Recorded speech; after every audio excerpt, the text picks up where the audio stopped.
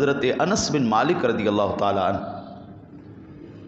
آپ فرماتے ہیں کہ حضور سرور دو عالم نور مجسم قائد المرسلین صلی اللہ تعالیٰ علیہ وآلہ وسلم نے ارشاد فرمایا اذا اراد اللہ بعبد خیرا سیر حوائج الناس الیہ، جب اللہ تعالیٰ کسی بندے کے ساتھ بھلائی کا ارادہ کرتا ہے تو لوگوں کی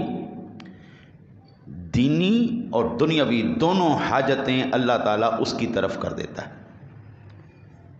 لوگ اپنی ضرورتوں کے سلسلے میں اس کی طرف جاتے ہیں اور وہ اللہ تعالیٰ کی توفیق سے ان کی حاجتوں کو پورا کرتا ہے۔ آج ہمارے پاس کوئی کام کرنے کے لیے، کام کروانے کے لیے آئے نا کسی ضرورت کے تحت، تو سب سے پہلے